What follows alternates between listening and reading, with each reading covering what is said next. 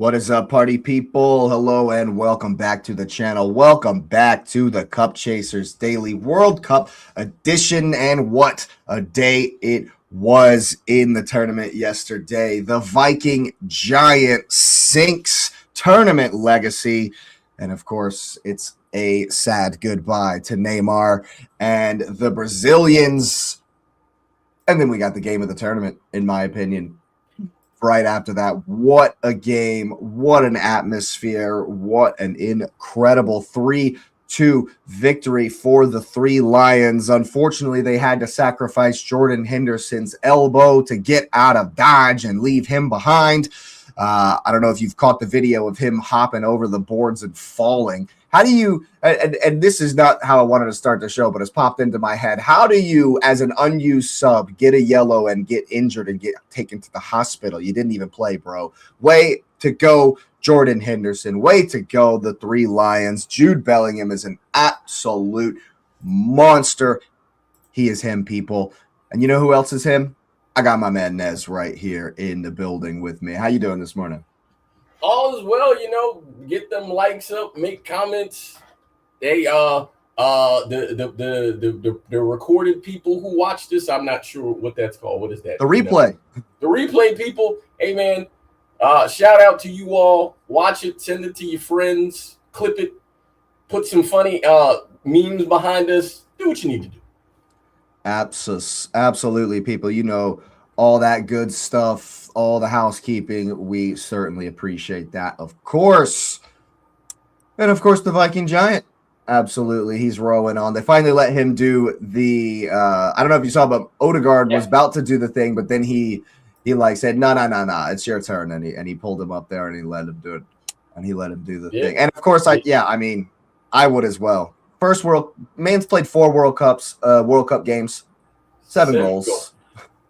Absolutely lighting it up. And I don't want to take away from how amazing that is, but we knew this was coming. It's Erling Haaland. It's Erling Haaland. We knew he was going to bang in a ton of goals. Well, again, it's just it says something about practicing to be good at what you're good at, and then doing it to have fun. Because literally, he's just having fun. And so when people make the comments about, well, he wasn't even in the game and he didn't even touch the ball. Can we get off the touches now? Can we get off the touches? Because he touched the ball 3 times and 2 of them went in the goal. I mean, what are we doing, right? I mean, I know he touched it more than 3 times. I feel like that argument is just like... But they love doing it, man. That's not his job. His job is literally not to touch the ball. His job is literally to be on the end of it and put it in the, because if he was coming back and getting involved in the play and doing the whole Harry Kane thing, people would be like, what is this guy doing? What an idiot. He's not on the end of the play. If he doesn't play like he does, he wouldn't have 370 goals at the age of 25. Just saying. How can you argue with what this guy does? He's got Terry over on the terrace saying he's the greatest European goal scorer that's ever been. Like, this guy is he's a legend. He's already an absolute legend, especially in Norway, and so, and again, like, as you say, he's just having fun, man. He's just out there having fun. And how can you not enjoy that? Right. Mom knows that's the only time you need to do it. Absolutely, Mr. 420 Azteca smash. We was there. Yeah. Well. Now, sir. While it was Azteca Smashteca, did you see what they had to play against? So it wasn't like an easy one. No, it wasn't. It was Big not up yourself, Lumen.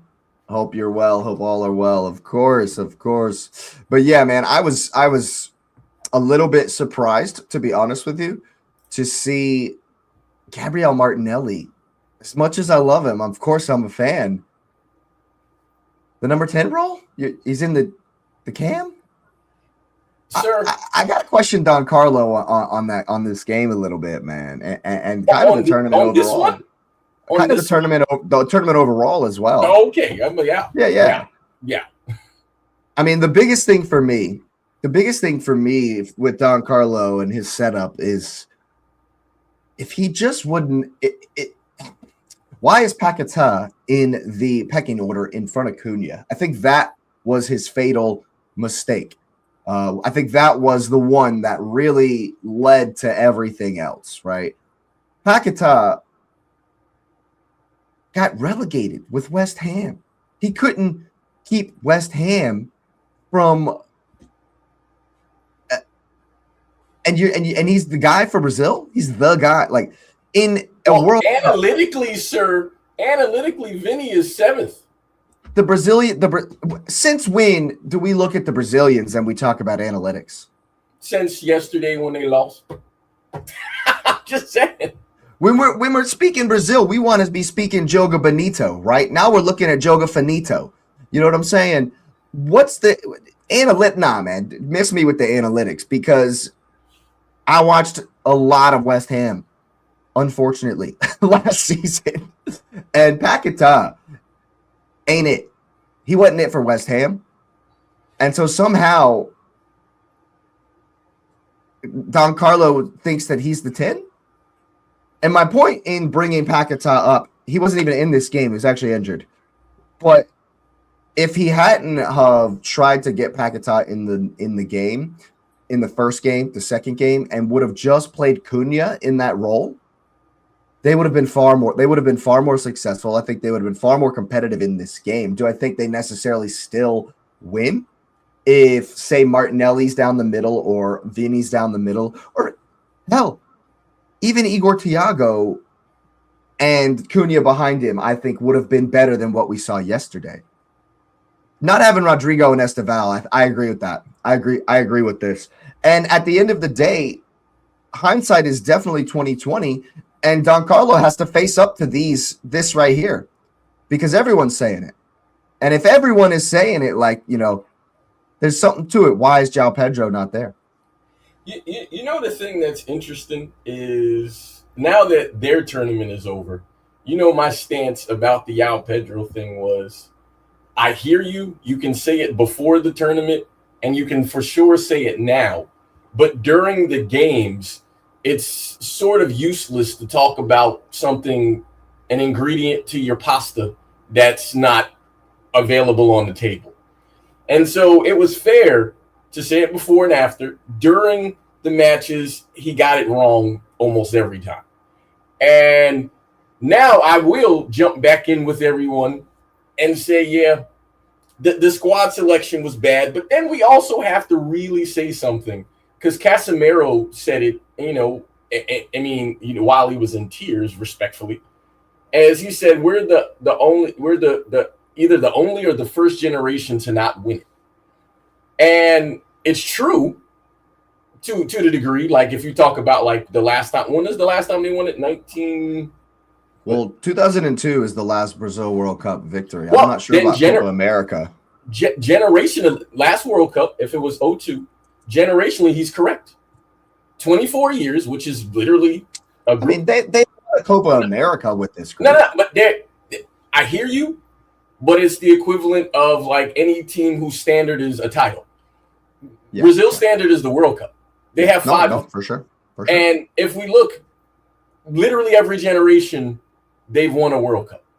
This is right now, with Neymar and all the boys going out, this is the first generation that didn't do it. And not only did they not do it, the way they've gone out has been something that you're like, what's going on? But the thing is, to talk about the loss of flair and the loss of, you know, the razzle dazzle that they had, we can go back 3 World Cup cycles. I mean, literally, we can go back 12 years. It's not been there for 12 years. When it was in Brazil and they got curb stomped by Germany, like curbs, it wasn't even close. Like they got smacked. Yeah. The last one they went out, it wasn't there. And so we sit here, and what I think Brazil needs to do, and I think Jurgen Klopp is probably going to do this if the news is correct and he's appointed as the manager of Germany, is you have to change the academy system and bring back whatever flair or thing whatever your way is, because Charles clearly has it right here. Charles has it right here. That's what you have to bring that back now, because otherwise it's not going to matter. Like Neymar was the last one where you saw the street soccer, and this guy is ridiculous. You brought in Endrick, and I mean, we've long asked, why is Endrick not playing? And on a gimme, he didn't gimme. and the thing about it is, while we can look at him and point at that thing as his mistake, if the manager doesn't put them in that position in the first place, wouldn't even matter. So we have to be realistic and say the other players missed the boat too. So if it's the manager, it's also the players, because bringing, like, for example, Neymar.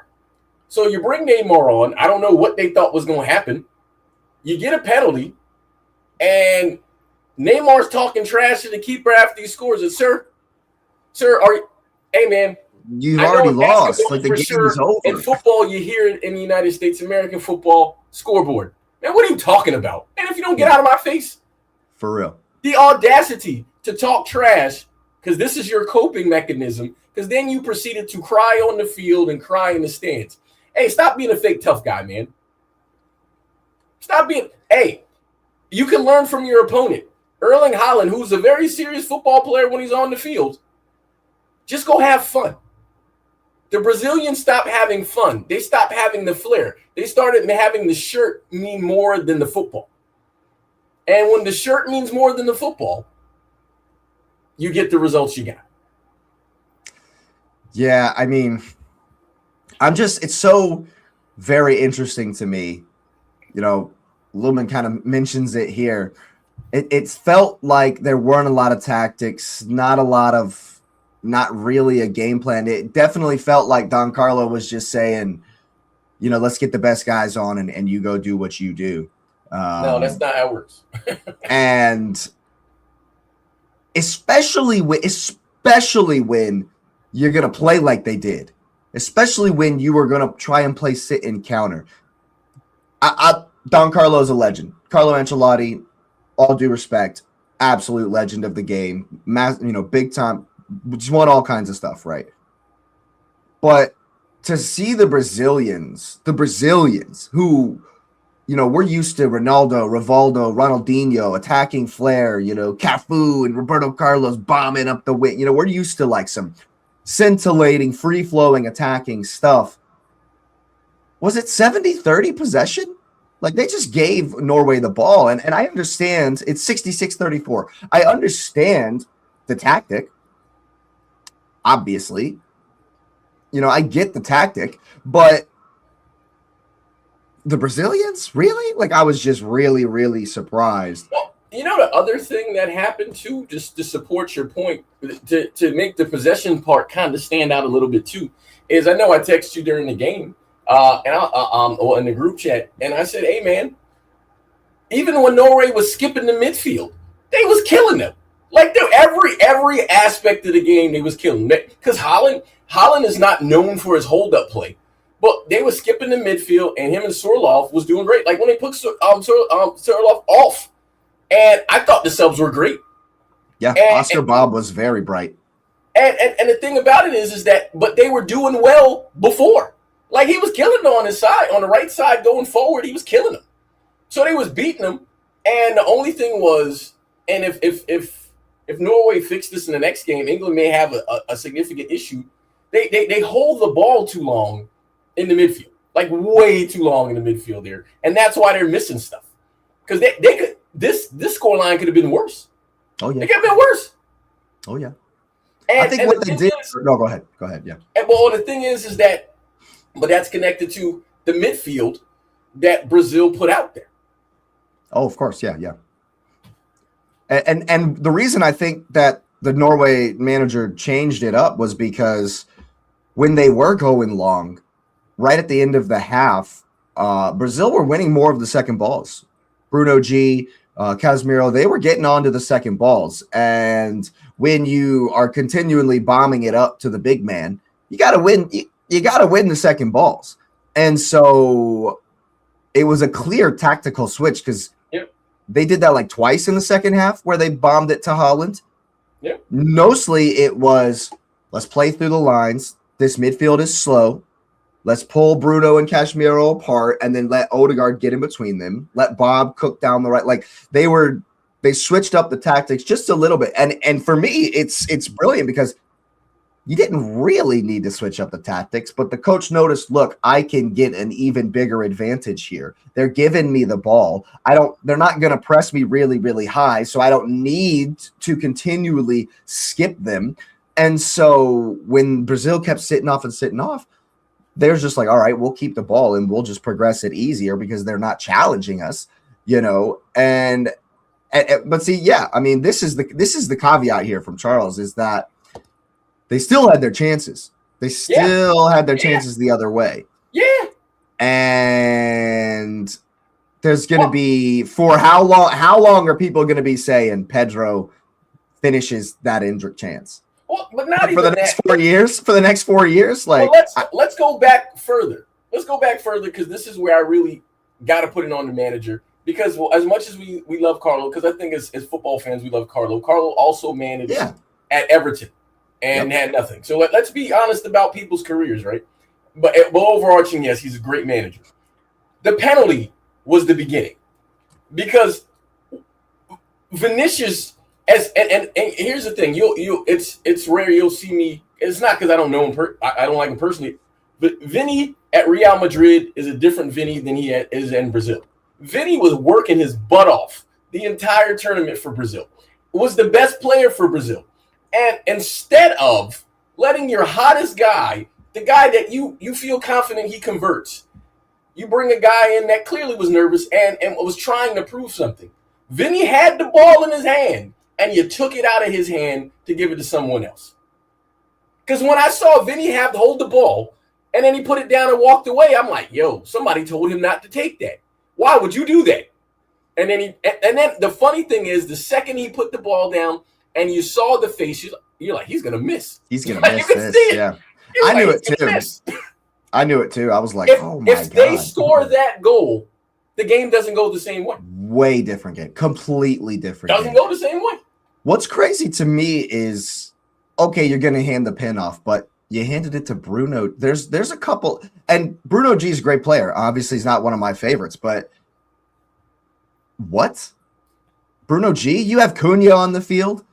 I mean, Cunha is a better pen taker, right? I would assume. And he used analytics as the reason to not pick Vinny. That's crazy. That's absolutely crazy. You're a hot man. You're like, nah. It's crazy. The 14th minute. You literally changed the entire game if you score that goal. I was shocked by that decision. Absolutely. But that was the beginning. Because at that point, the confidence is gone. Yeah. And Vinny was working, and there was nobody up there working with him. Yeah, absolutely. Well, I think it is time. Charles is certainly ready for it. The big Viking, the big man up top. And even as an Arsenal fan, he owns Gabriel, man. He does. He just owns him. Yes, straight up. I love Big Gab, and he's a fantastic player, and I hope he stays at Arsenal for a long time. But he's going to have to figure something out for the next Man City game. Figure what out? You know Haaland's going to get better, right? We figure what out?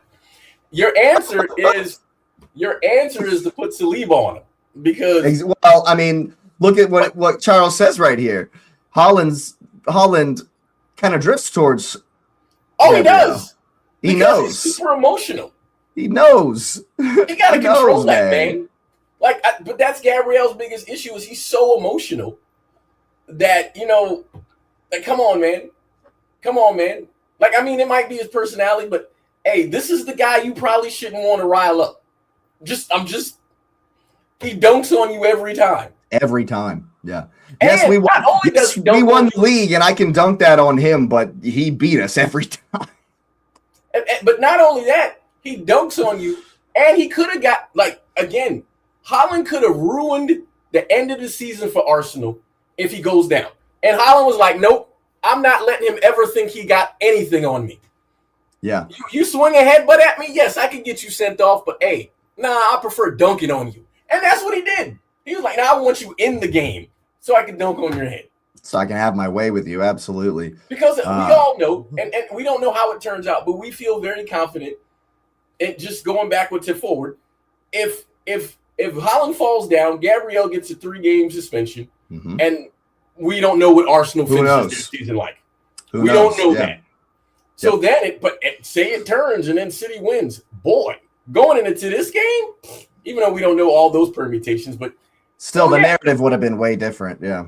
Yeah, but so the funny thing is, Haaland gave him a ton of credit before the game to say, I love playing against him. He's a great defender. I don't think Gabriel understands. It's those toys that little kids where they turn the thing in the back. Hey, man, that's all that does to him. You wind him up. So, I want to play good. He's going to push me, and I love that. Yeah. Like, he's literally the Super Saiyan. He's the Goku. Like, I used it. He's Goku who loves fighting. He punches him. Awesome. Let's go. Do it again. Like, what do you do? Stop. Don't rile him up. Don't. He likes that.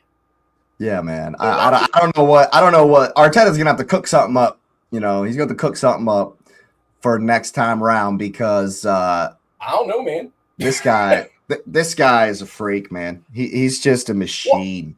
Well, and what's so beautiful about it is I can't hate on him. I can't hate on it, dude. I can't. As much as I love Gabriel, don't get me wrong. I'm not, and like Charles said, we're not trying to like hate on Gabriel or whatever. He's a fantastic player, but Haaland is special, man. He's just something special, dude.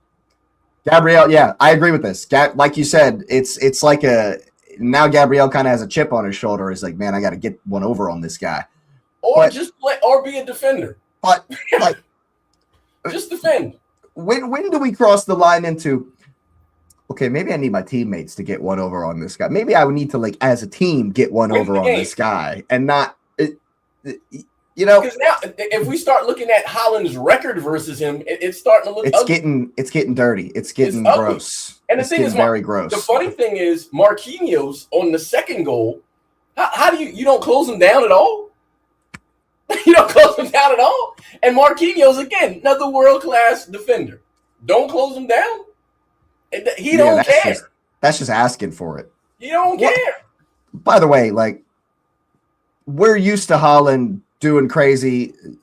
Yes, have you heard about this? Haaland's mom. There's a video going around that's like really cool, and he gives a nice tribute to her, and he's talking about that's why her name is on his shirt. Exactly. Yeah, that's what the crux of the video is why her name's on the shirt. It's very touching stuff. But I mean, we've seen him do the crazy flying through the air to get to balls no one's ever going to see, the towering headers, but what we don't see a whole bunch is that second goal. Just turns around and hyper beam. Just I was holy, like that was, I mean, what a strike. What a strike, dude. Again, and people have to understand this, and maybe this is sort of for life too. If you just do what you love doing and have fun doing it, just live with the results. And this guy is living with those. Like, again, he was on TikTok after the game making silly memes and faces because he's having fun. And the reason he's having fun is because there's no expectations for Norway, but there are expectations for him. And he's like, well, if I do it, great. If I don't, just when I get my chance, it's like what's the Eminem movie? You get your moment, man. And when you get your moment, hopefully you score it. And if you don't, you still do your best. And I respect to Erling Haaland. I'm glad he plays for City, even though, I mean, obviously, every time he's good for the last forever of his life, he gets linked to Madrid. So, there's a link now, and his dad says, well, who wouldn't want to play for Madrid? And as a football fan, that is the correct thing to say. I'm not hating on that. And who wouldn't want to play there? But he has a long contract.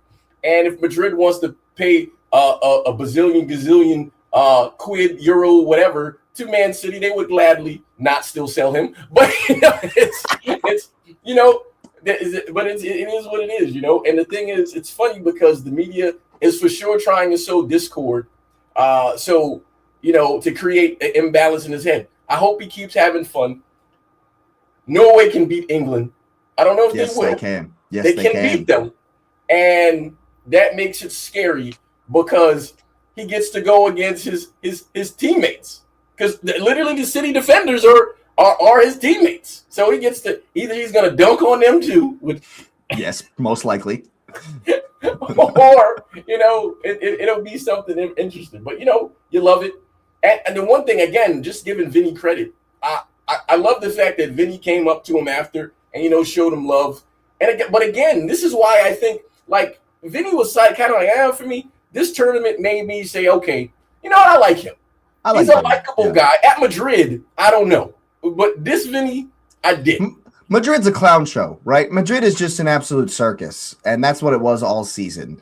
Mbappe at Madrid is the dictator stuff, that all like, okay, yeah, that tracks. We can understand and we can believe that some of that stuff is why all of the dictator stuff is coming around. But Mbappe at France, yes, you see, he's a different guy, and so in the World Cup, these guys, they're just, it's just a whole different thing. And, if there are any Arsenal fans out there who are still just like, nah, F Haaland, I hate Haaland because he dunks on us all the time. I mean, he dunks on everyone. Just kind of take off your Arsenal hat for a minute and look at the joy this guy brings. And isn't what that's all about? Isn't that what it's all about? Isn't that why we love this shit? Is because seeing the joy and knowing that when we go out and we get on the field and we play that way, and that's what we love to do.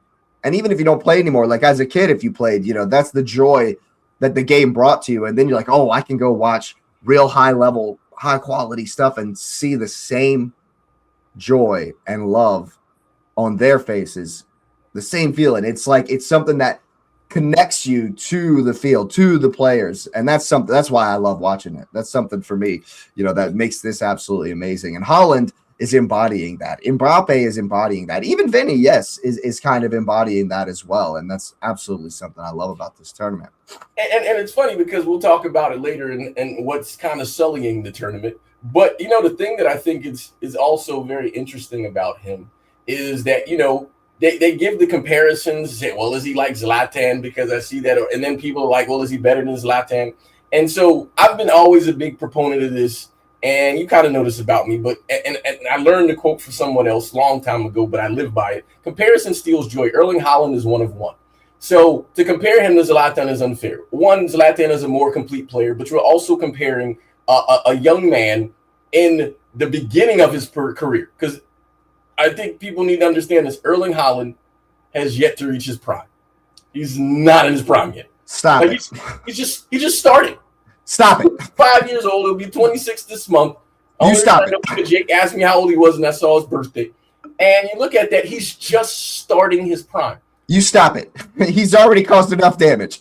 He's just starting his prime, and we're comparing him to the finished product of Zlatan. Zlatan, who literally said, I love this kid. He's not me because he's just goal scorer, but I did other things. And Zlatan is completely right. But Zlatan also shows him love. Let's not do it where we're trying to find a way to make him negative or make someone else negative. Erling Haaland is having fun. And that's what matters. And him having fun is helping us have fun. Absolutely. I saw a video of Jamaicans doing the row. Yes. Like, oh yeah. Yes, that's beautiful, beautiful stuff. Absolutely. So yeah, but it's fun. Football comparisons are obvious. Prime Haaland. Now Haaland peak is also same as Haaland now. Yep. I mean, but see, that's the scary part, Charles, is he will get better. Yes. Because he's going to get smarter. It's terrifying. Yeah, we talked about it. What was it yesterday? Was it yesterday or was it the day before? We talked about how players age and the vision and the knowledge on the field is what gets better and better and better and better and never goes away. Because that's what people are missing. Haaland recognized I'm not going to have speed over everybody, but I'm always going to be strong. and I'm not going to be able to do this, but I'm going to be able to do it. Like he's literally going to get smarter. That's where prime for players comes from intelligence. Michael Jordan is one of the greatest basketball players that ever played a game. In his first 6 seasons, he scored as whenever he wanted, but won nothing. Even though people pretend like he's won everything. He won nothing his first 6 seasons. And his 7th season, he said, I got teammates. Get the out of here. What? So if I pass the ball and they score 2, I'll win. It comes here. And then he went from dunking on everybody to saying, wait a minute. So if I get this mid-range jumper and work on my footwork, I'll destroy everyone? And then Kobe Bryant watched and said, hey, well, I'm going to do what he did, but I'm going to start from the mid-range. And then I'm going to just get smart. That's all they do. The intelligence makes you better. Yeah. He's not. Absolutely. Wait till he gets smart. Can he not? Can he just no, he's gonna be there, and it's gonna be even more terrifying than it already is. But yeah, big up Norway. They are through. They're rowing on to the quarterfinals. Gonna be an epic match up with the 3 Lions who have escaped. They've escaped the Aztec Empire. They've escaped Tenochtitlan and Montezuma. And they've burned the bridges behind him on Lake Texcoco and whatever the lake's called, I forget. And they're through as well. What a game. What an incredible game. Ooh. Whew. I mean, it's just that game had absolutely everything. So, I mean, and I think the best kind of segue, because we'll start with old Harry Kane. A little bit of a, kind of equal to Haaland there on England. Kane steps up and takes the pen. Kane doesn't say, hey, I'm going to give this off to somebody. Okay, Jude's on a hat trick. Let's let Jude get the hat trick. Nah. Nope. I'm the captain. I've got the armband. I've got this monkey on my back from that penalty versus France that's still flying through the atmosphere out in Pluto. And he's like, nah, I'm writing that wrong.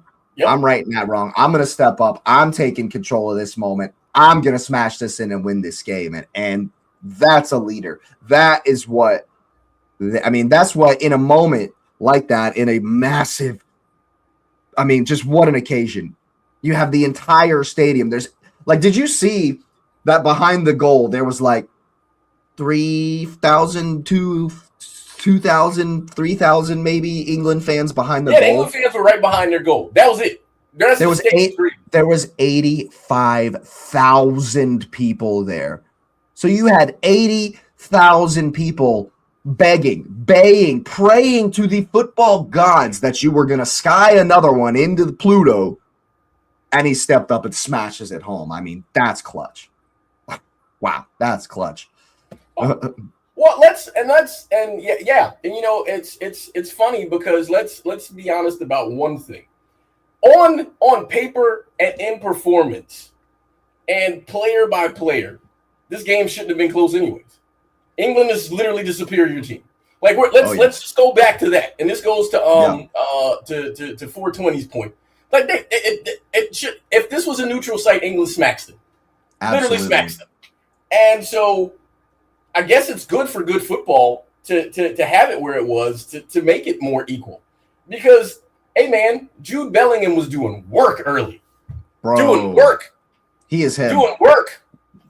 He is him. Work.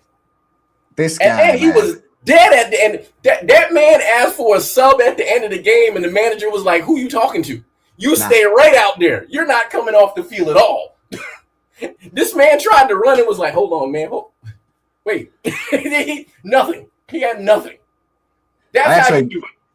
Oh, 100%. I agree with this comment. Jude is another one where you kind of look at him and you're like, man, at Madrid, he's kind of a jerk. But Jude in the England shirt, sign me up, man. Sign me up. This guy, man, I agree with this too. Norway would have wiped the floor with Mexico. They would have destroyed Mexico. But Jude was just... I can't even think of enough positive superlatives for that performance. This guy like puts the nation on his back. Like he's got to have a sore back this morning. Like he was for a lot of that game, he was just like, you know what, F this, I'll do it myself. And if they didn't fly to Miami immediately after, because that's where the next game is, right? I think it is. If they didn't fly to Miami immediately after and hit a spot, then they dropped the ball. Because hey man, I know his whole body was awful. Oh yeah, bro. Cooked. Absolutely. What do they say in England? Knackered. Absolutely knackered. Knackered. Who's under more pressure to score the pins? Neymar, Mbappe, or Kane? Kane, for sure. Yeah. Talking about the respective pins. So Mbappe had to hit the pin versus Paraguay. Yeah. Neymar didn't have any pressure. They had lost already, if you ask me. I think Kane's was the most pressure, just based on the entire crowd is like F you, and then it's it's like. Well, think about it. It was 2-1 at that point. Yeah. He has to score that to go back up 2-2, to go up by 2 goals, because they don't finish that game that way if he doesn't score that penalty. Oh, indeed, absolutely, and yes, and this was after, mind you, this was after the red card. This was after the red card. The first 20 minutes, like between halftime and the break, the hydration break, chaos, absolute chaos. I mean, oh my God. What is Gerald Kwanzaa doing? You can't leave your feet like that, man. Is there a curse on the right back position for England? Well, hey, first of all, sir, we talked about it yesterday. We sent it in the chat. They did it in the game as a substitute, and they should have started the game that way. Why is John Stones not starting that game? Yeah. Because if Stones is in there, that doesn't happen. Yes, John Stones doesn't play for Man City, but John Stones has shown. Literally, you said it in the chat. He was the center, the heart of the defense once he came on. Because his brain. What we doing? Once they went to the back five, yeah. When they brought on Big Dan Burn and Jed Spence for some unknown reason. Anyway, it was pace. I understood. He's in the middle of the defense. He slotted in between Konsa and Gehi. And Jed Spence actually came in and did well. Like, yeah, he did. As much as he's Spurs and I don't think he's that great, he actually came in and did very, very well. What's up, SC? No worries. Hope you're well. And so, I mean, if they don't start John Stones against Norway, specifically because he's playing against the guy he's probably taught stuff, and and O'Reilly, if you don't start those guys against Haaland, then I don't know what you're doing. Yeah, not sure what he's doing, of course. I do want to shout out the Mexicans, man. I thought that we saw what could have happened. Yeah. 2 days ago with France versus Paraguay in a game where there was a ton of controversy before. There's a ton of, the planes and the hotel and the all this stuff. It could have devolved into downright nastiness. It absolutely could have. The energy was high. The stadium was crazy. I thought the referee, yes, he had some, questionable moments. But overall, I think he was good overall. Like, he had control. I was surprised at how well he actually kept the lid on it. Like, he came at it right at the beginning when he ran up on the guy. I'm like, oh, this guy really just like, hey. Yeah, I know the cartel is here. You're going to get some decisions that favor you. If you don't finish, that's your fault. But you're not going to be crazy around me. I mean, Rice kicked the guy in the face 45 seconds in and set the tone. Oh, real quick for Rice. Credit to Rice for being able to stay on for the whole game. And he played a game. Yes, he did. Credit to Declan Rice. He played a game. And that's another thing. That's another thing about the formation. At the end of the game, after the red, he brings in John Stones in the middle of the defense, right? Something we've been calling for. But guess who sat right in front of him? Yeah. It wasn't Elliot Anderson. No. It was not Elliot Anderson right in front of the defense in the center of the park. No, it was Anderson got hooked. Yeah, not hooked. Not hooked. He wasn't bad. I'm just saying that Rice was preferred. Yeah. Rice was preferred when we're, Well, not only that, but I think that sort of tactically it made sense to leave Rice there, but also because he's your sweeper instead of your stopper if you're sort of using the back four. But the other thing is that Anderson was free from cards, so he could go and attack guys more freely than Rice would. So tactically it made sense. Where if I was coaching, I'd be like, all right, man, even though we prefer Rice to do that, Anderson, I need you to do that, and Rice will play behind you. So if you miss something, he's there to at least break up the play. So it made sense to do that. But Rice, credit to him, especially playing with a yellow, even though, again, I don't know what he was doing at the beginning of the game. Like, what are we doing? Yes, the Mexican guy, like, kind of went into his foot, but why are you even putting your leg up that high? No. It's the same thing for the red, because even though, like, my point about the red was, hey, man, he went in with the ball, and his leg was on top of the ball, which is why he got the guy. And the point was, yes, he could have went in like that, but there was no way once his leg was there, the speed he was going, that he was ever going to bring his leg down. That was going to be a red. It was always going to be a red. He was always going to catch him. But the question is, why did you go in that way? Yeah. That's the thing. That's the thing. Like, when there's a huge difference when it comes to how you fouled someone. When you come in from the side and you have your studs up and you're like high on the ball. I just don't understand why players try to tackle the ball like that. Why do you try to hit the ball with your studs? When I was in those situations, and obviously, who am I, some random or whatever, but I would try to get around the ball and come at it where my leg is sideways and my laces are coming towards the ball. So you can possess it. And so you can possess the ball. And yes, I hear it. If you miss, you're still going to kick the ever-loving crap out of them. Yes. But it won't be studs up. Right.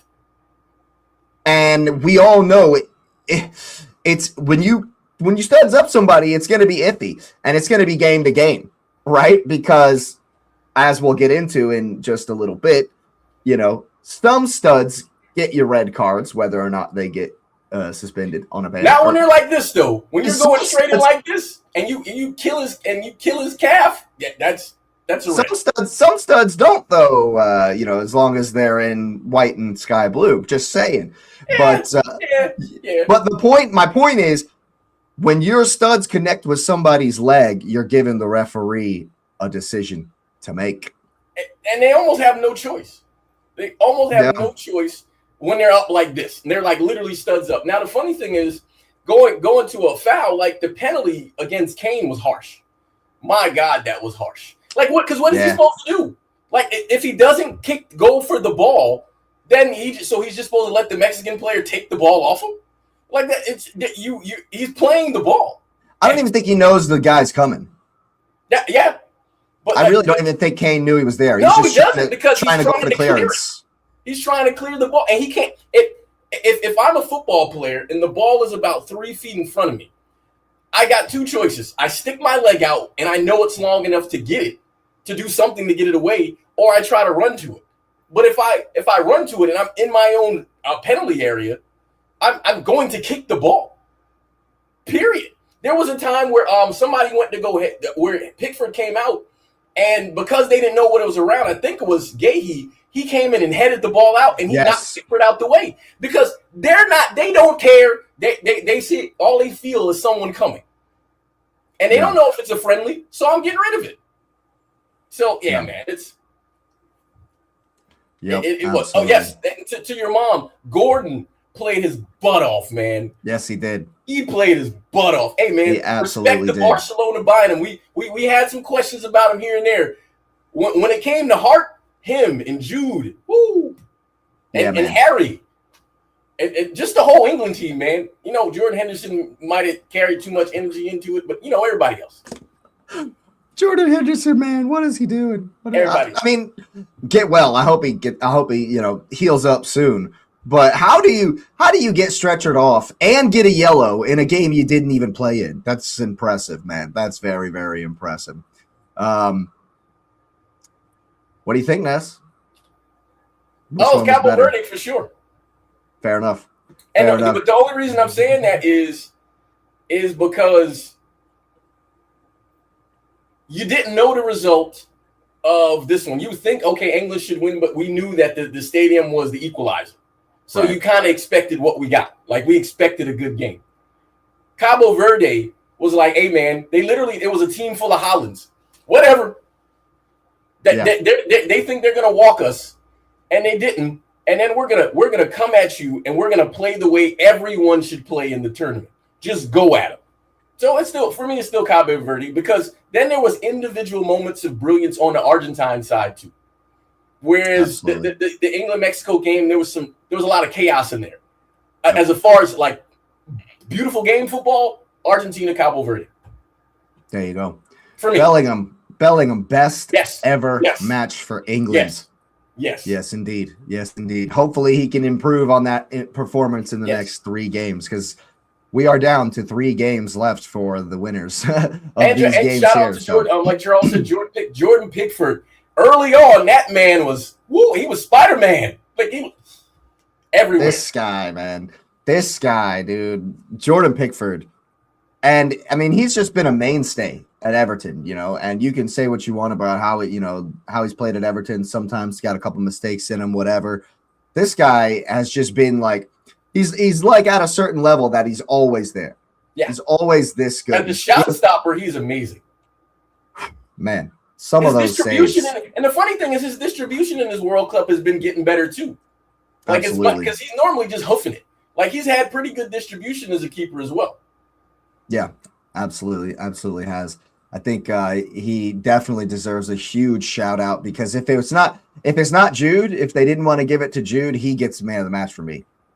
Yeah, but you deserve this one. Pickford. You deserve this one. He's been humble, man. Like, the one he got the man of the match in that other match, and he said he didn't deserve it. He was right. This one you deserve. He came and earned this one. Yeah. This one he absolutely deserves, man. And like I said earlier, like you mentioned it too, big up the Mexicans for, they didn't sit in. They didn't have an inferiority complex. Nope. They said, we don't care who it is. We're at home. We've lost twice in 56 years. We're coming at you.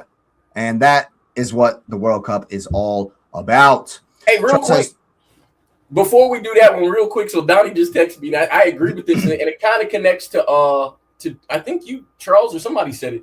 Hey, man, we joked about it coming home. This performance connected to the trials and tribulation England has gone through. If they win it this year, they 1,000,000,000,000,000% deserve it. Because, man, they've worked. Now, they need to stop. If you get the lineup right, they should be fine against everyone anyways. It's probably going to be, if they do win it, just think about it. The hosts at Azteca, after a really tough game versus Congo, and it's most likely going to be Norway, Argentina, France would be their line, their teams in the next 3 games to win the tournament, right? That's most likely what you would expect to see going forward. And that will be you've won it. You've done it. Real quick, I want to cover that path you just did, because you said Norway, Argentina, France. You want to know something that's very interesting about that? As a history dude, while the Norway game doesn't have sort of the same zeal, to set a semifinal and final of Argentina semifinal, France final has historical connections, because the Falkland War with Argentina. Yeah, sure. Yep. And then, which essentially they've won. And then you get France. And if England wins, instead of them having 1 World Cup, we got to do the English people, because any English person will understand, you get 2 World Cups, which this is specifically due to the French. If they get that path, hey, man, you think Knicks fans were annoying to win the title? The English fans, you think 66 was something? 26. Yeah. Dude, if they win it, man, that'll be something special. Something I'm fine with it too. I'm 100% fine with that. Of course, that'll be absolutely something special. Definitely will be. And I actually would prefer to see a different final too, because while I know France wants to play Argentina to get their revenge, I'm fine with Argentina going out to England. I'm 100% fine with the Argentina. Well, I'm just like where it is. I'm fine with them, but I think them playing France would be absolutely Be like beautiful. an epic game. I mean, in my pre-tournament bracket, I actually do have that France-England as the final. Okay. Cool. I do have that as the final. But of course, national holiday for a month. Absolutely. Probably would be. You mean like Mexico has been doing? Right. Yeah. But of course, plenty more to get through before that. And of course, there are a couple of spicy matchups today, starting with the Iberian Derby. Spain might have something to say on that. Woo! Absolutely, Charles. I fear for Portugal in this one, man. I think Portugal, all of the things that, they've kind of gotten over the line, right, to get to this point. But all of the things that have been issues in that run, I think are going to get found out today. Well, first, Spain is a giant favorite. Second, Spain has one of the top goal scorers in the tournament. And third, Cristiano Ronaldo having the press conference saying, yes, this is my last international tournament, and I hope I score. Hey, since when we start talking about hope? He's done. Cooked. They're out. Cooked. Yeah, man, I can't see anything. I can't see anything else, to be honest with you. and the Portuguese midfield should be embarrassed because they were touted as the world's best, and Rodri is about to run them.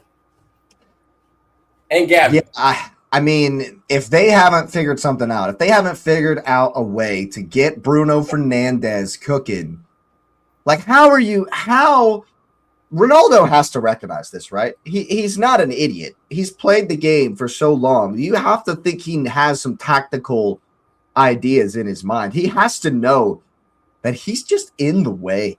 He's not having fun. He's in the way, man. Like in that their last game, how many times did we see Bruno on the ball and Ronaldo 5 yards away from him doing one of these? Because he didn't get the ball. It's like, bro, you are literally in the way. You're not making a good run into space. Bruno Fernandes has the ball 25 yards from goal, and you're coming back to him?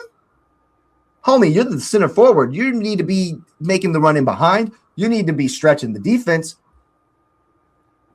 He's trying to come back and do the role, like kind of like what Kane does, to do the role of helping to create and build. But teams are clogging the middle of the pitch versus you, and Bruno Fernandes is a infinitely better operator in those spaces than Ronaldo is. Ronaldo's just maybe looking to get the ball and turn and have a shot or whatever from the top of the box.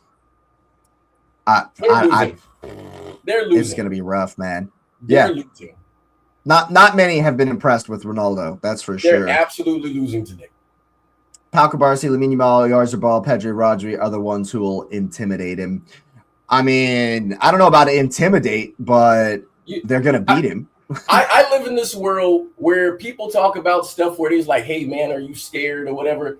Hey, man, you don't got to be scared to get beat up. That your emotion has nothing to do with the result. I don't think Gabriel is ever afraid of Haaland. Haaland still dunks on his head top. All the time. This is done. It's done. Hey, respect to Cristiano Ronaldo, one of the greatest ever. I hope he gets 1,000 goals. I hope I get to see, the game when they break into whatever we're watching so we can see him score 1,000. Yeah. But it's over, man. He's literally he's the reason that they're not moving forward. If he chose to be a super sub, I get it. When the game is open, you could just run around. But to start the game and dictate and play, it's awful. Absolutely awful. I think Ronaldo, like I said, he has he should have a tactical brain at this point. What shouldn't he recognize that Roberto Martinez is like a hindrance, is like working against them? Shouldn't he be able to recognize that? Awful. And like be like, look, and just go to him and be like, look, man, let's switch this up. Let's make a different role for me. Let's put somebody like Goncalo Ramos, who's far more mobile and is a proven finisher. I think Goncalo Ramos is very underrated just because of the fact that he has a contract at Paris, like that he's a Paris player and he's behind a Ballon d'Or winner. He's behind, Doué, Barcola, he's behind these guys that are absolute, they're back-to-back Champions League winners, So is he, obviously. He's on the team, but I think he's underrated, and I think that if Ronaldo, Ronaldo would never do this, obviously, but I think it would be better for him to be like, look, man, give the guy my shirt, let him play instead of me, and like go to the manager, be like, look, the team needs this more than I need to score another goal in the World Cup. You know what I mean? He'll never ever do that, but Martinez just dragging another group of absolute ballers into oblivion, man. Like, what are you doing? You already like, know how I feel about that guy, man. You can see that especially versus Spain, because Spain are just going to be clogging the middle of the park. They're going to be hunting in packs in the middle of the park. I mean, are we hanging our hat on Leao being able to do work on the outside on the wings? Like, I don't see the approach. I don't see the approach that Portugal is going to be able to, especially since the way I actually see this going is Spain are going to have 75% of the ball. Yep. And are Portugal really able? Are they that team that's able to sit in and counter against probably the best passing team in the tournament and pass the hoop? Because your guy who walks on the field, and it's funny because Messi walks, Ronaldo walks, Haaland walks, but the two of those three who walk around, when it's time to get active, they get active, and one of them. Yeah, man, I hear it. I'm trying to think what's the way forward. I'm fine being wrong on this one, but I'm struggling to see how Spain do anything other than win. Spain wins. Yeah, I see. And Rodri's gonna literally boss the whole ballpark, and him and Pedri are just gonna do what they do, man. This is great. They kick the ball around for 90 minutes, and the Germans always win. Well, today it's going to be the Spanish always win. I feel like it. I don't think Portugal will nick it, unless the only way forward. And I say this like every time we're talking about a smaller team playing a team that should win. The only way forward I see is like just rock and roll in your face. We're coming at you with the most energy you've ever seen. We're going to get a couple early goals and make you beat us, not let you beat us, not be poor and you run over us because we were poor. We're going to come like Mexico did to England. We're going to come at you. We're not afraid of you. We're going to do what we do and try to put it on you and get in your face. But Roberto Martinez. It's really about him. He doesn't really ever do that, does he? No, man. And so I just can't see anything other than Spain racking up 800 passes and dunking 3 goals. Lamine Yamal probably gets. I don't know if they get 3. I think it's like their last couple of games where they played each other. It's been like 1-0 to 2-1. I think scoreline wise will be close, but Spain 1-0 is a very different 1-0 than other 1-0s. Absolutely, yeah. They could have, just passed. And this is a Spain team who also has been pretty unimpressive as well. I mean, you say that, but Oyarzabal's got 4. Like if we're looking at the tournament, and you're just using the body of work for here. Portugal's been underwhelming. Spain has also been kind of underwhelming. Yeah, I definitely think that they'll be able to. I think they'll beat Portugal though.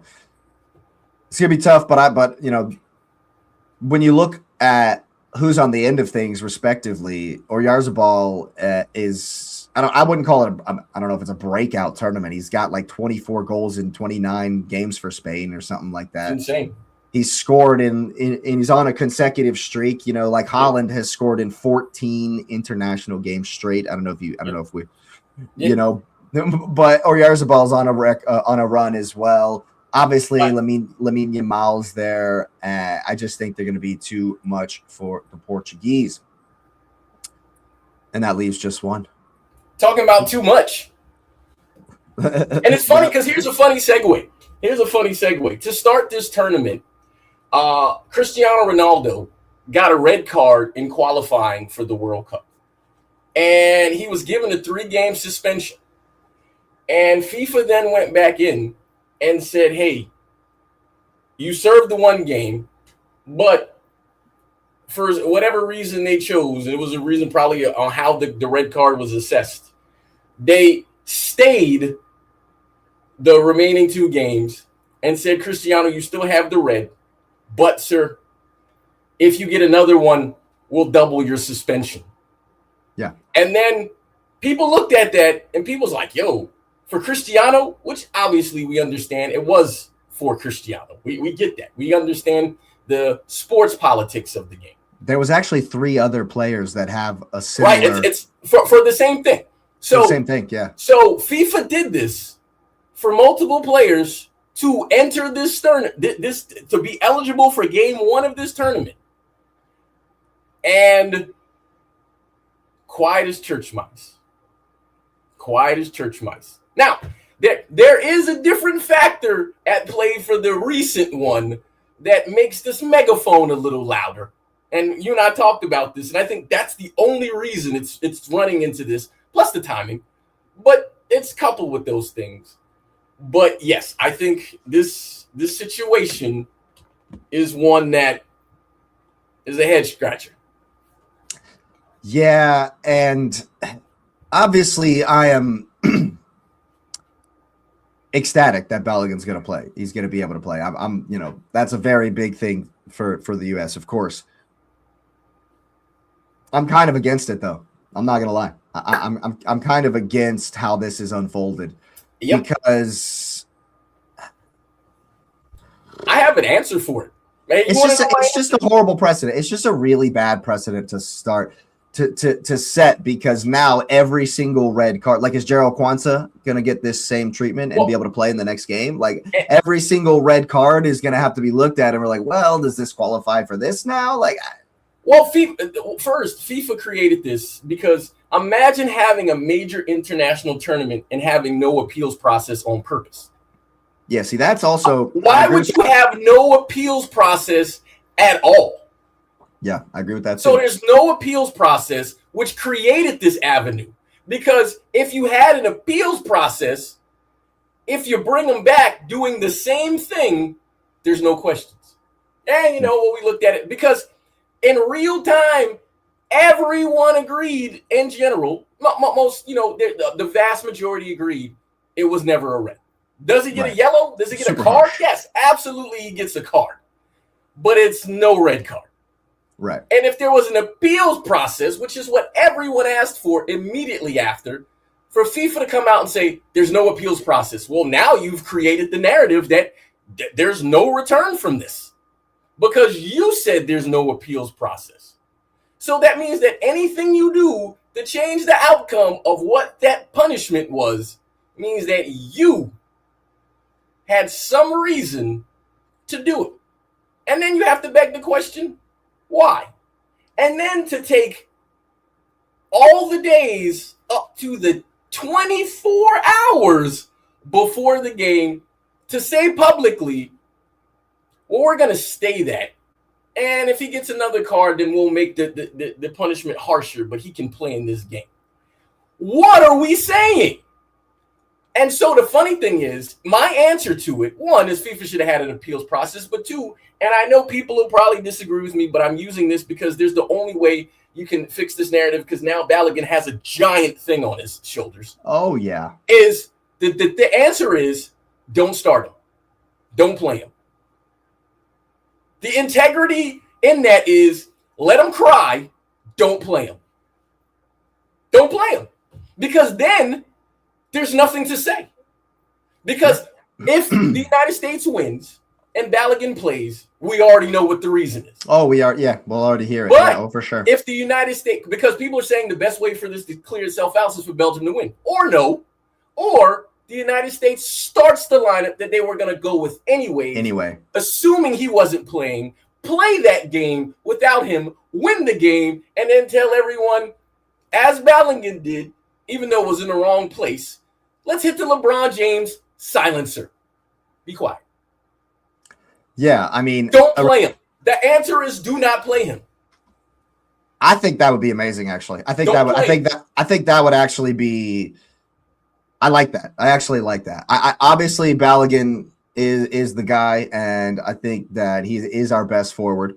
And I would be shocked if Pochettino does this based on his comments.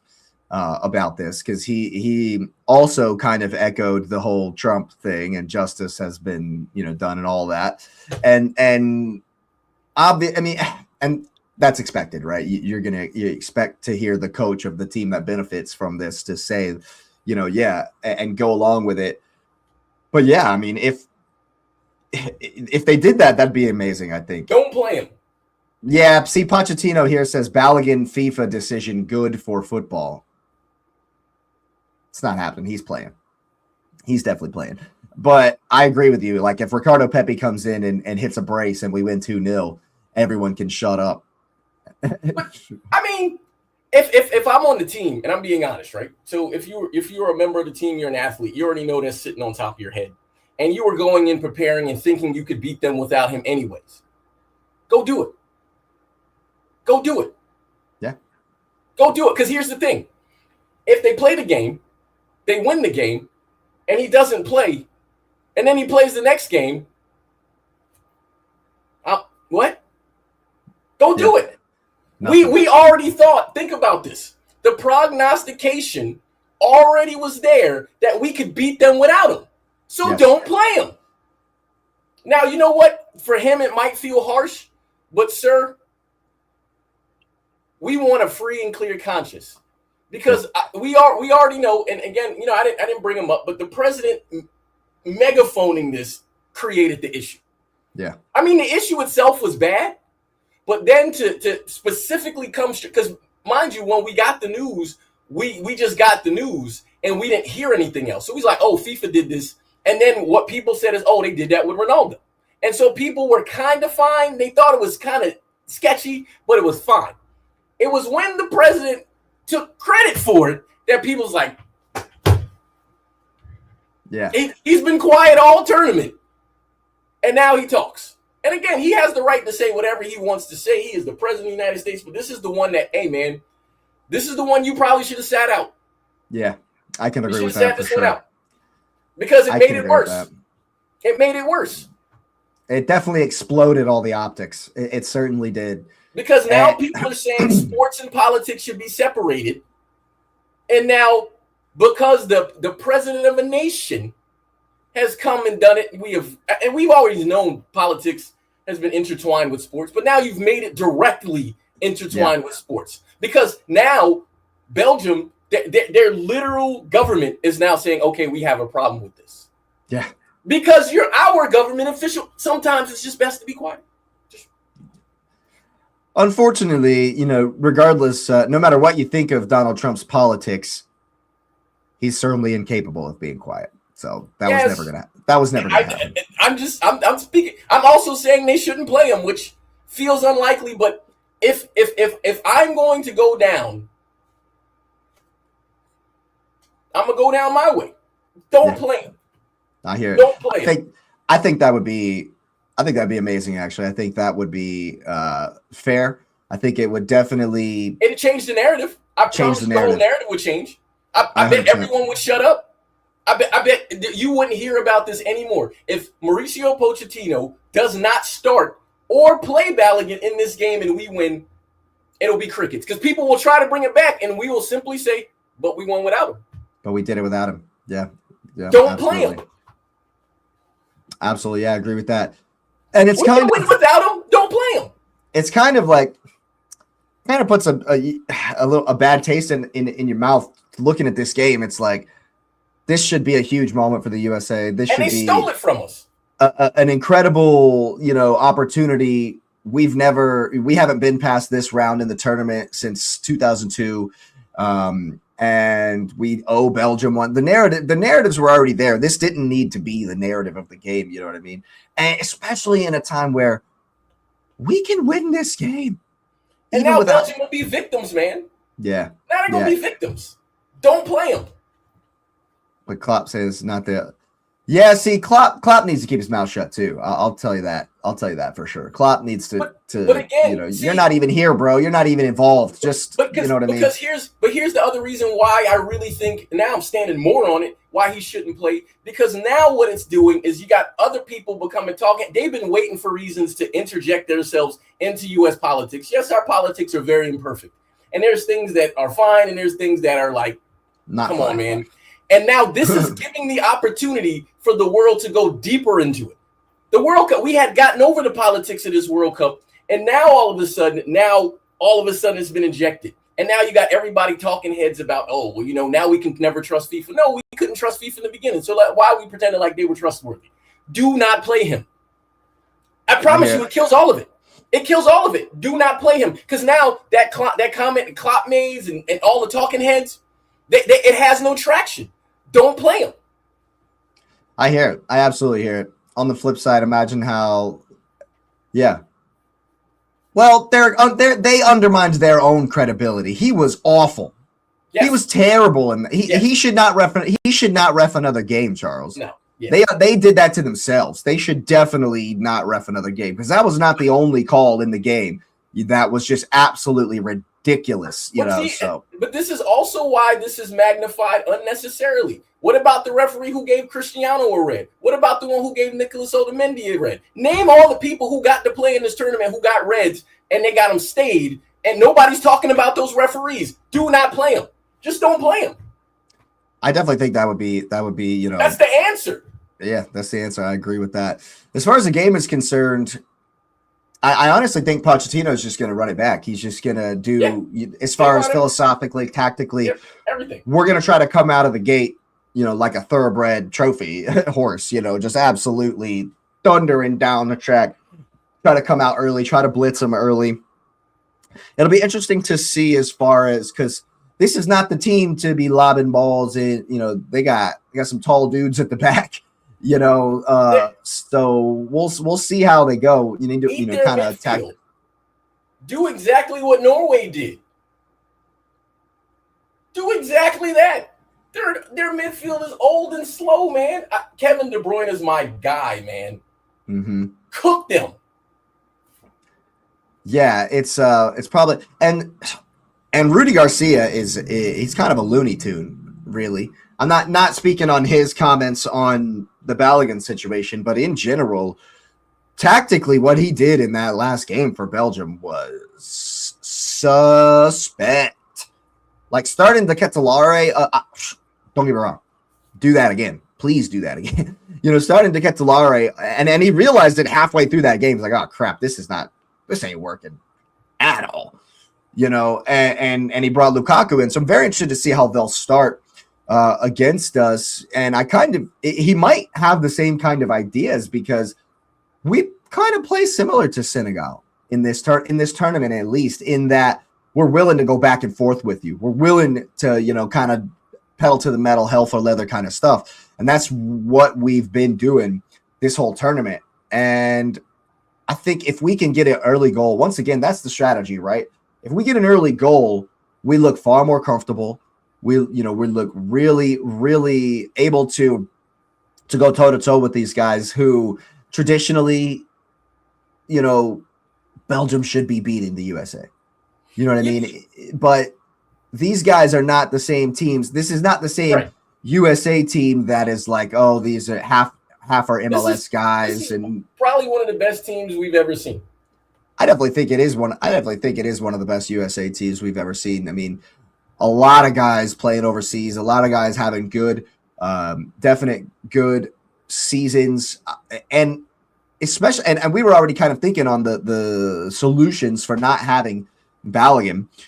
Play Pulisic down the middle and let Gio Reyna come off the wing. Well, in addition to that, and because I think the United States is good enough to win the game. Not only win the game, win convincingly. My other answer is if we don't want to not play him, right? Because okay, that's harsh on the player. Because I think the general consensus is it was harsh. It was no red. Let's do this. Let's get up some goals, because if we're good enough, and I think we are, if we're good enough to beat them, and get up 2-3 goals, right? Get up 2 goals, get up 3 goals, and then put him in. If you're gonna play him once the game is done. Yeah. Because okay, we're not gonna. He's punished. It's unfair, so not to punish him. If we put him in the game once it's done and dusted, but it's still time on the clock, again, now there's nothing, because then the narrative is we beat you already. Yeah. So there's 2 options. Okay, so you don't have the stomach to not play him. Go win the game, and then put them on once you're winning. There's literally two answers to kill this noise. You can kill the noise. Win the game. And we've talked about, again, you talked about it, Pulisic through the middle. Or just replace him, play the same lineup, just replace the striker. We can still win. Like, convincingly win. Anyone who's watched this Belgium team knows we can beat them. Yeah. I think it's going to come down to the fact that we're going to come out fast, we're going to play fast, and Lumen Field, Seattle Seahawks, 12th man, it's going to be huge. We need to pack that stadium, and we need to absolutely make it a cauldron. You thought Azteca was crazy? Oh, we'll give that. We're going to give that energy. Bring that 12th man. You know what I'm saying? Well, and the funny thing is, the difference in this game and the Mexico game is Mexico wasn't better than England. We're better than them. And I mean, I get to Charles's point. They have experience, but experience and the inability to run, like the way we play, if we get up early, experience won't matter. None of that will matter. Yeah. Definitely shout out my man Trossard, of course, who is on his way to Turkey, but I hope he stubs his toe in this one. Hey, man. I hope he stubs his toe in this one. Hey, Sweden, right? Sweden was inexperienced compared to Brazil. Old midfield, like literally. Norway. It's my bad, Norway. Yeah. Just do the same thing. Experience don't mean nothing if we punch you in the face. Yeah. And I think if we do that, I don't think Belgium has the comeback power. No. Especially because if we do score, and as we know, it'll open them up. But I don't think they're necessarily going to sit back and soak. But if they don't handle the first 10, 15 minutes of this game and we score first, I think we can smash them. I think we can, Courtois is there. That's true. Courtois is there. So we're going to have our finishing boots. We're going to have to, really, because Courtois is definitely able to step up and have a crazy game, 10 saves, and win the game for his team. Courtois is still one of the best around. Let's not forget that for sure. That's a good, definitely a good shout, Charles. But I think if we get a couple early or even one early, I think we'll be able to, the speed on the break. When you've seen the way we've, been able to score multiple goals and not let up, that's the thing. I don't want to be. Go ahead. When Belgium plays competent teams, they get scored on. I'm looking at it. When they play a competent team, they get scored on. We'll score. Yeah. Just score a lot. Yeah, I'm with it. I'm absolutely with it. And it's going to be very interesting to see what they do, because they're not going to be lobbing balls into the box. I mean, is Lukaku going to start and are they going to be trying to spam crosses? Tim Ream is having a hell of a tournament. Chris Richards is playing well in there, and so I think that obviously Alex Freeman and Anthony Robinson on the outsides are doing very, very well. I think if we mark De Bruyne out this game and force Tielemans to be the guy, I think we'll be just fine. Nothing against Yuri Tielemans. He's had a great season for Villa, but it's shocking that he's the captain of this Belgium team. I get it. You mentioned it a couple of days ago. Kevin De Bruyne is more comfortable not having the pressure of the armband. He's more comfortable, just like I'll set it up and I'll let you guys take the limelight or whatever. But look who you're giving the limelight to, bro. Donkeyfoot himself. The man, the myth, the legend. And Yuri Tielemans and Charles de Ketelaere is a good player, but he's still stuck in Atalanta. Like, he's not getting a move. Like, the only player that I know the USA needs to focus on, Kevin is good, so we're going to say Kevin. But Doku is the best player on that team. The best player on that team. Period. And the thing is, he'll be up against Jedi. He'll be up against Anthony Robinson, who is intimately familiar. I just say he's played against him. Pep has loved seeing Doku play against these guys. Pep loved Anthony Robinson. Just let's go, man. Let's go. Yeah, so that's a big matchup for sure. If Anthony Robinson can lock down Doku, which is not easy, let's have it right. Obviously, Doku is on the other side of the whole controversy with people getting mad at him for not being there or whatever. And, and he's got a newborn and all that. What's up? What's up, Footy Corner? Big up yourself. Hope you're well. Are they live? Is that what the circle's? I think they're live. Aren't they live right now? Isn't that what the circle? Or is there a circle around their thing all the time? It's a circle around there. Yeah, Footy Corner TV is another Arsenal channel. Make sure you subscribe over there at Footy Corner TV. They've been doing shows as well. So big up, of course, every single time. I think that it's it's going to be interesting. There are obviously the individual matchups, but as far as the game state goes, I think if we get an early goal, I don't think we look back. I don't think we look back at all. But it's going to be a cauldron, and Belgium are definitely going to have to show us something they have yet to show. Because every time, if you look at their games, they've left it late. Yeah. No, I understand. Obviously, tuned into the England game, and so didn't really have a nice sleep schedule this time around. But yeah, man, I think we can do this. I absolutely think we can beat Belgium. And even in my pre-tournament bracket, I had us beating Belgium. Maybe that was just on vibes in the beginning, but now I have actual confidence that we can go and win this game with or without Florian Balogun. And tactically, it would throw Belgium off if they see the starting lineup and he's not in it. Absolutely. Oh, yeah. Don't start. Absolutely. Don't play him. My preference is to not play him at all, but a minimum, don't start. Yeah, I absolutely hear it. But overall, man, I'm absolutely pumped. I'm absolutely jacked for this one. It's, another opportunity for the U.S. to, bring another accolade, do something new. Yes, Belgium absolutely can hurt teams. And as much as I'm confident, I'm not overlooking them. You can't. And I know Poch won't. I know the guys won't. Pulisic is going to have to be big, man. If Pulisic can just have a big game and, we can kind of move away from the controversy and with the red card stuff. And yeah, like I said, I think like you've been saying, that's the thing. That's the thing. They really don't. Belgium really don't do great in tournaments. And they're coming up against arguably USA's best ever World Cup team. And so I think we get it done. I think we get it done. I'm not too, what I would worry about is if Belgium can keep us out for 60, 70 minutes, and match our energy and quiet the crowd. Just like I called for Arsenal fans in our last game at the Emirates to just be crazy, to just be absolutely nuts for the whole game and be behind the team, no matter what's going on for the whole game. I think we need that at Lumen Field. And remember, the USA have never lost a competitive match at Lumen Field in Seattle. And so that's definitely going to be a massive home field advantage. Do we think that KDB should sit? You think Belgium are better without him?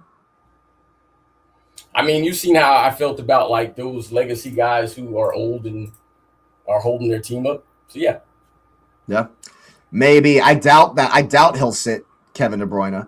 De Ketelaere is probably your natural replacement, but I don't think he's going to sit KDB. Mamdani said live in local TV in New York for fans to encourage Guimaraes to shine for Arsenal. Hey, I don't mind it. I wouldn't mind that at all if Guimaraes came to the carpet. Not a great look missing a pin yesterday, but he's still a great player in my opinion, and I would not mind that one bit. SE says, best of luck. Thanks so much. Definitely going to be a massive evening and day in the tournament. Of course, we do have the Iberian derby taking place. But yeah, I think we'll wrap it up right there. It's been a great show, of course. It was a fantastic day yesterday. Erling Haaland showing us why he is our one of the tournament favorites. Yes, Footy Corner, just trying to get the price down. Yes, all about, of course, the permutations and the transfers are all so there's a myriad of variables and things that could affect it. And so hopefully Mamdani has done us a solid there on that one. Or no, he's talking about the penalty miss. He's purposefully missed the penalty so that he costs less. I love it. I love it. Bruno G's doing work for the Arsenal. Well, he might not be able to go back to Brazil, so I guess. Yeah, he's got to stay. Oh, man, that's awesome. But, yeah, Erling Haaland showing us why, reminding us all why we love this tournament so much. Of course, the English getting through an incredible game, maybe one of the games of the tournament, and there's going to be some spicy action today. The Kalshi bet, does the tournament end in tears for Ronaldo? We will find out today. And, of course, the big one, our USA going to match our best ever run in a tournament and make it through to the quarterfinals tonight. We shall certainly see. So make sure you're liking, make sure you're subscribing, put that notification bell on, tell your mom, your brother, your cousins, uncles, auntie. And yeah, I appreciate everyone who's been here. Big up the chat every single time. It's been a good one. Thanks for being here, and we'll see us next time.